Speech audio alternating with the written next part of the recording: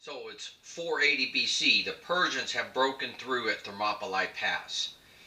And the Persians come out and they go in Boeotia area. The three leading cities there, Thebes, which was allied with the Persians. There was Plataea and Thespia. The Persians razed those to the ground. So after spending 4 or 5 days destroying that area, they start heading on to Athens. Now, Athens has been evacuating. Now, again, there's probably been different stories, but the more we research it, the more we learn. There's a very good book, The Burning of Athens, by Robert Garland.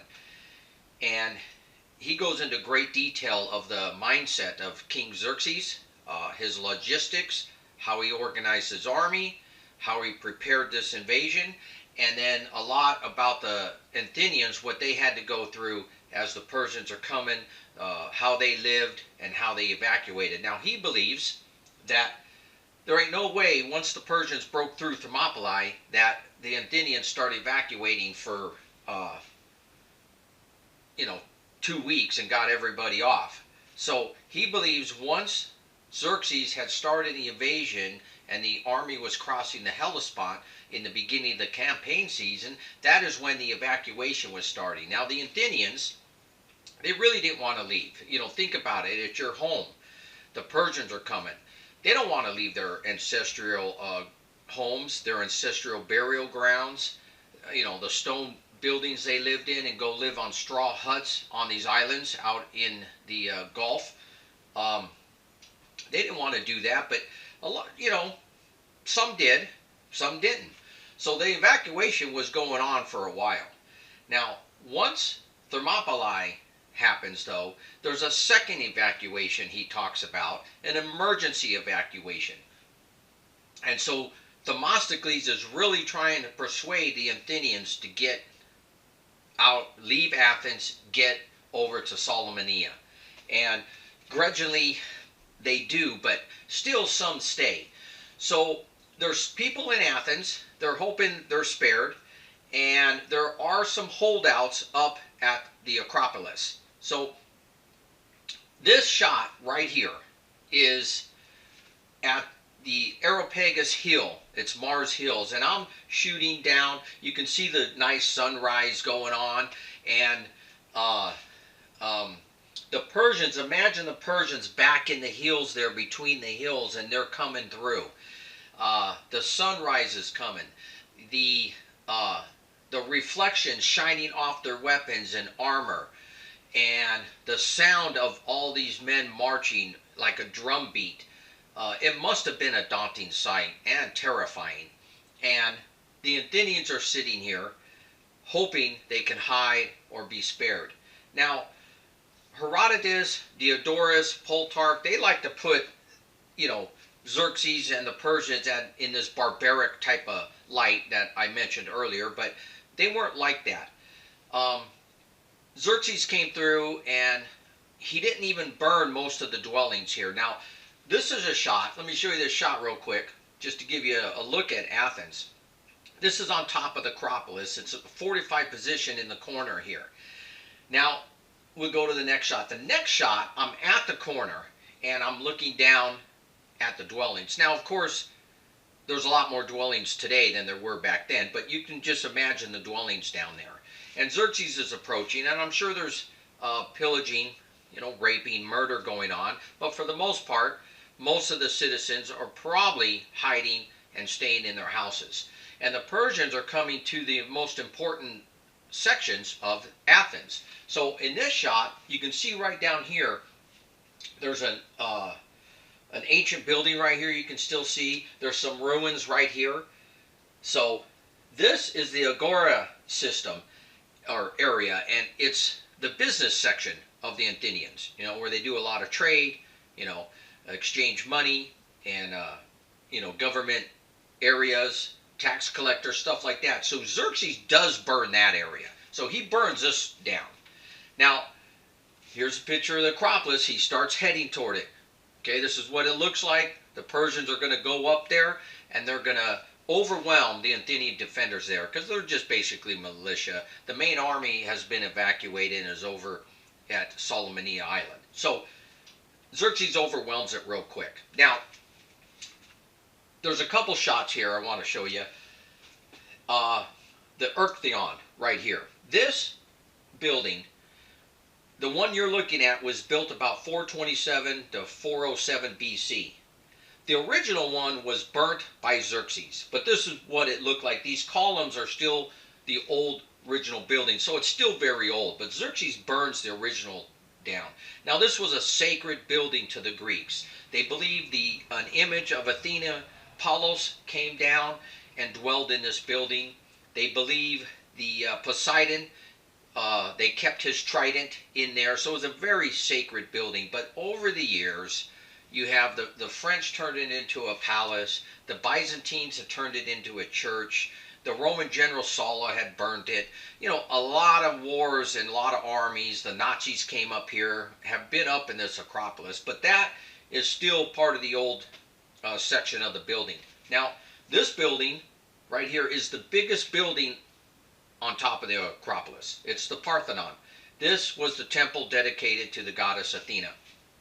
And this building you're looking at here was built about 447 BC. The columns are still very old, and you can see the reconstruction going on there because they're trying to restore it. But again, this was used by the Byzantines, a couple churches, the Christians, the Ottoman Turks turned it into a mosque, and they stored ammunition in there. And when they were fighting the Venetians came over and bombarded it, caught on fire and exploded. So again, a lot of wear and tear and destruction going on, but the columns here are the oldest. Now go back to this shot right here. This little building here on the corner, this is the Temple of Nike. It's a dedication to the victory of Marathon, and Nike means in Greek it means victory. Well, this building right here was destroyed by Xerxes, and it was not restored until 1686. They started restoring it, and it took till like 1837. So that building that you're seeing there is one of the newest up there. And then I want to show you this one last shot. This section of the wall right here is, they call it the Thermostatly's wall, because when he had rebuilt the wall after the burning, and this is still a part of that 478 BC, and we're in 480, so this is probably the oldest section of the Acropolis right there. So that stuff's pretty cool. Xerxes burns it. He completed what he wanted to do. Now, in the meantime, what are the Greeks doing? The Greeks' fleet had finished at Artemisium and sailed around. This is a Google map shot, okay? And what I'm showing you here is the Greek Attica's here, the Peloponnesians here, and the fleet had come in and sailed right into this area, and I'll show you here in a minute, around Salamis Island, where they were evacuating the Greeks. And the Corinth Isthmus, and this is a shot of the canal. Remember the canal? It's not very wide right here. Okay, back at Google Earth, this is the isthmus. This is where all the Peloponnesian states right here wanted to set up their defense originally. They didn't want to go fight in Thermopylae, but King Leonidas had made that decision. So now they set up this defense here, and they built the wall across the isthmus. And so they're all hunkered down behind that. Now, there's an argument going on between the Greeks. Remember, they don't like each other. At one point, Artemisia, she was the queen. Remember in the movie 300, Rise of Empire? She was the queen. She was the Greek queen of Halicarnassus, and she was fighting for the Persians. She was in command of the Egyptian contingent, which was Xerxes' personal navy. And Herodotus always spoke favorably of her because Herodotus' mother was from Halicarnassus. So she is attempting to bribe Themistocles. Now, I know what the movie shows. I'm not sure. Don't really read accounts of that kind of stuff going on. But she tries to bribe and get him to switch sides. So there's that kind of stuff going on. In the meantime, the Greeks are arguing that they want their fleets to come. Again, this is the Peloponnesian. They want them to stay out here in the Gulf area and protect against the Persians trying to invade around the wall they're building. And Themistocles won't have none of that. And he says, if you guys do that, I'm going to surrender to the Persians. He's going to give me, stuff, and because I'm not going to sit out here and fight by ourselves while you guys hunker down behind there. So Xerxes actually sends another truce to Themistocles. He wants Themistocles to surrender, and he promises him, kingship, control of the land, wealth, whatever he wants. Now, Themistocles does something pretty smart. He makes sure Eurybiades, who is in command of the fleet, remember, the Spartan general, he makes sure he goes with him to this meeting to hear the proposal and how great it sounds. And Themistocles turns it down. So this helps Eurybiades know that, hey, you know what, the Athenians are with us. We shouldn't just worry about ourselves. We need to fight together. So he kind of has that going. Then it's recorded, Herodotus records that Themistocles tells him, look, Eurybiades. Now this is another Google shot. This is Salamis Island right here. And then this area is the Gulf, where it's out in the open, the Sarnic Gulf. And as you come into this little narrow passage, this is where Themistocles wants to fight. This is where the fleet is. And he tells Eurybiades, if you go out in the Gulf, you're going to lose this battle because the advantage will all be on the Persian side and their numbers, and you're going to go down in history as the man who lost Greece. Not these exact words, but and then he tells him, if you stay inside the narrow channel, you're going to win this battle, and you're going to be the man that saved Greece. So Eurybiades makes the decision to stick with Themistocles and keep the fleets together and try to get the Persians to go inside the narrow passage and not be out here trying to protect the Peloponnesian flank. So that's what the Greeks are doing. Again, they're arguing. There's a lot of distrust going on.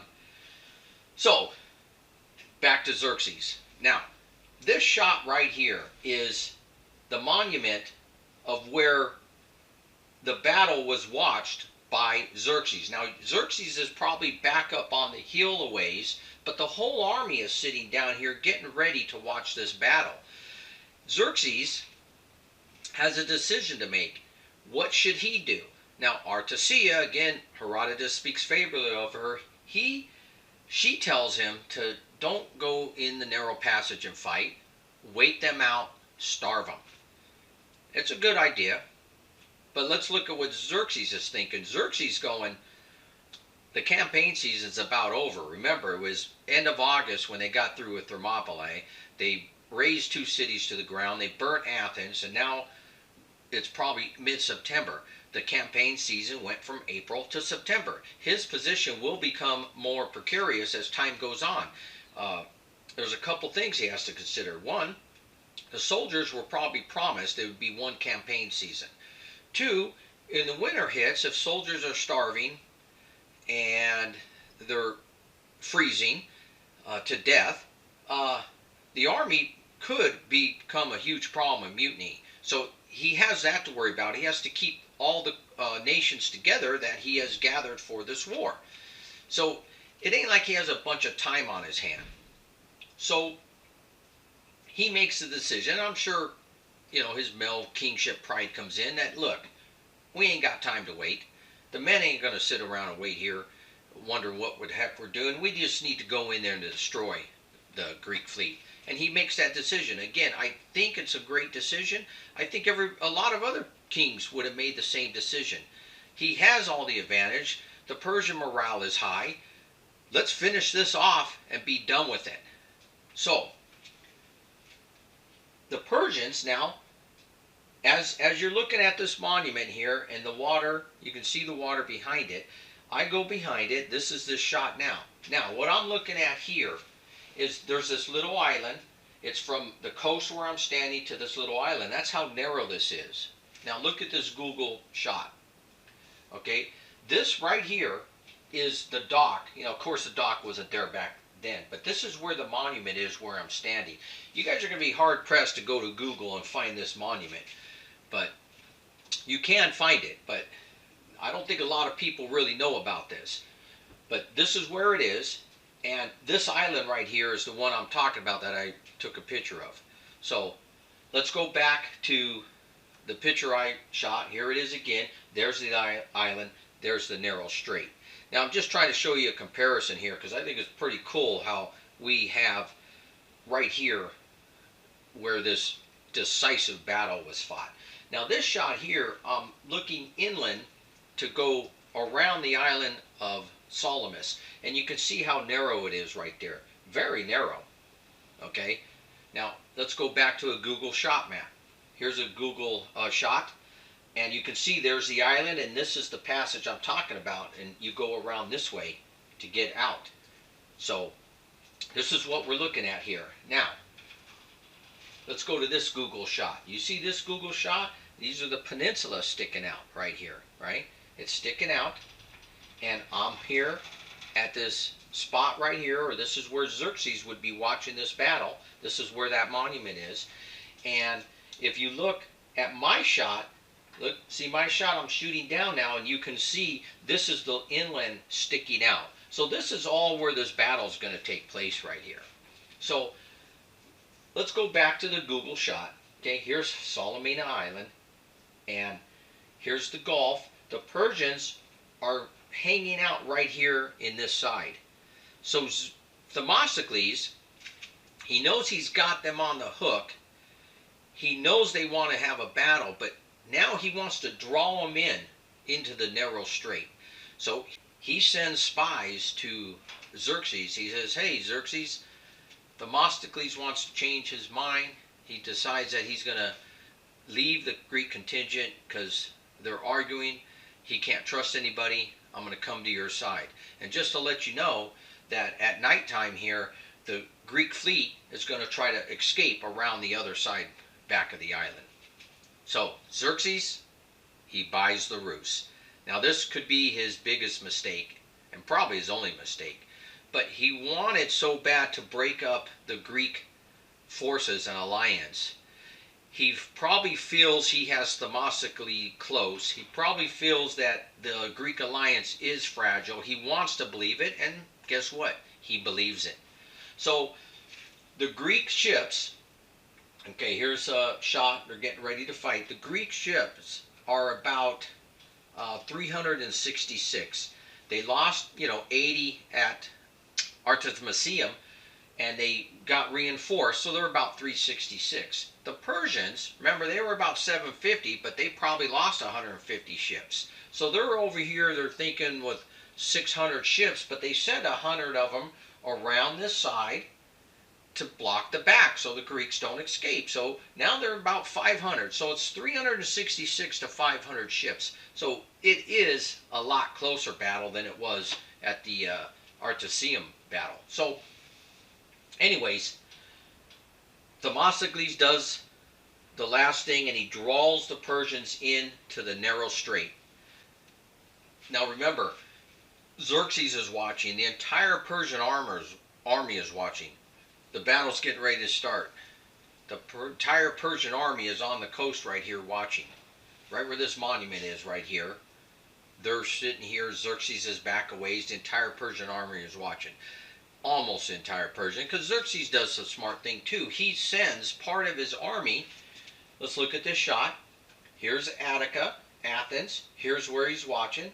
And he sends part of his army over to the Corinth Peninsula because he wants to show them that he's going to attack here and, burn the Peloponnesian cities and, hopefully break up the alliance. So, but he's not really going to do the attack. It's a ruse too.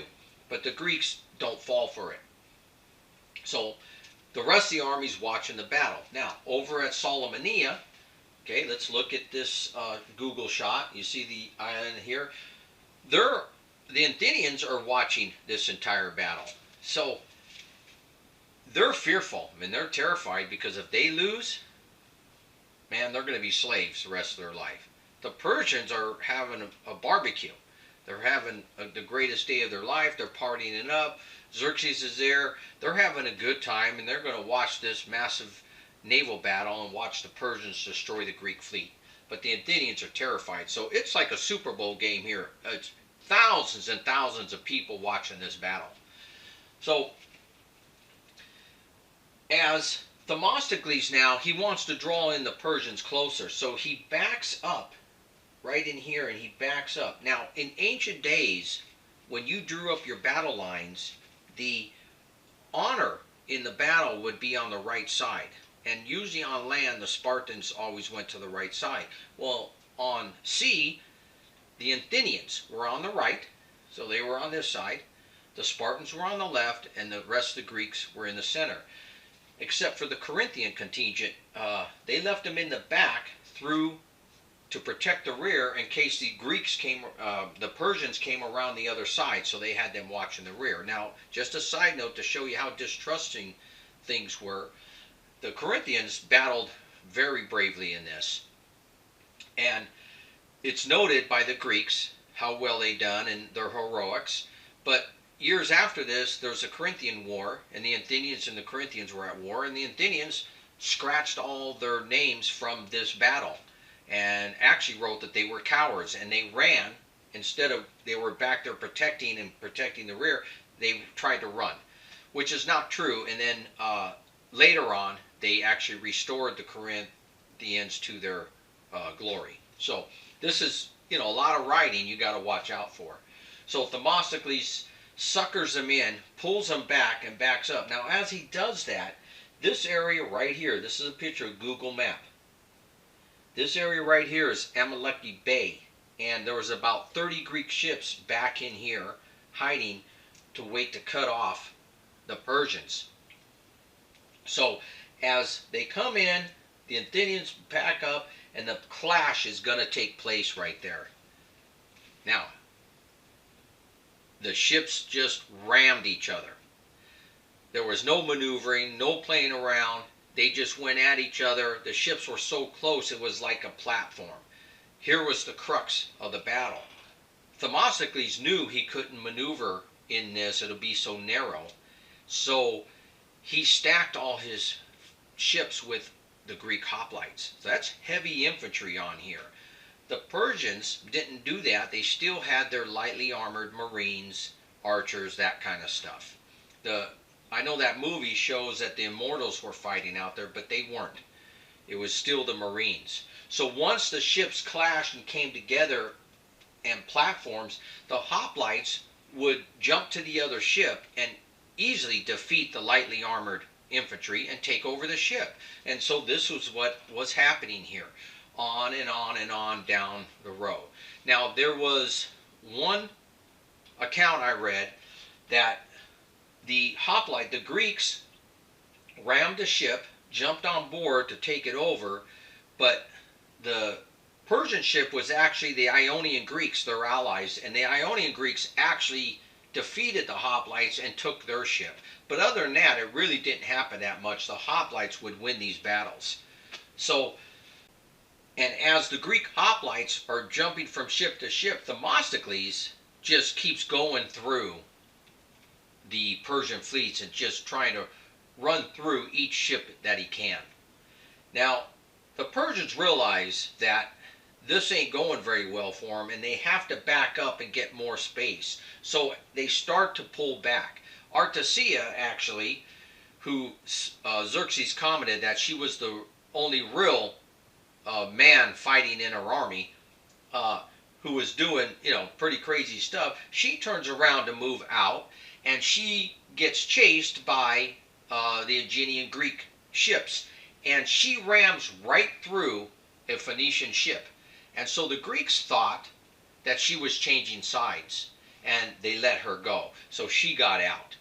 But anyways, as the other ones are backing up, they unleash the trap here at Amaleki Bay, and these ships, these 30 ships, come out and start hitting them from the side to not let them back up. And so it was a total disaster for the Persians. They lost about 300 ships here. The Greeks probably lost 60. So it was a great victory for the Greeks. Xerxes, the Persian army, is sitting here, and they can't believe their eyes. And Xerxes kind of lost heart after this. The morale of the Persians does go down. They realize, or Xerxes realized, that without a Persian fleet, they can't sustain a huge army in Greece. So he has to make a decision what he's going to do now. And I'm going to save that for the next video. Anyways, I want to bring up one more point. The decisive battle. You'll see when you go online, Marathon was a decisive battle. This is what they say. Thermopylae is a decisive battle, but those are not decisive battles. A decisive battle is a battle in which it has a cause and effect that goes on lasting for history and changes the course of history. Now, Marathon, the Persians tried to invade. Now, did that stop the Persians from invading? No, here they are invading again. So that would not be a decisive battle. Thermopylae certainly wasn't. Did that stop the Persians from coming to Athens? No, it certainly would not. Now what is the moment here that the battle that the Persians realize they're going to have a hard time conquering Greece? It'll be tough now without a navy. It's this battle right here, the decisive battle of Salamis. It's the first decisive battle in world history. If people don't agree with that, I'm going to say it was at least the first decisive battle in Western civilization. So a great victory, and the Persians have to regroup and decide what they're going to do now, because now the Greeks have the advantage. And we have one more video to show of what happened, and the Battle of Plataea, Mycale, and that'll be it for this Persian invasion. They will never threaten Greece again because of this decisive battle.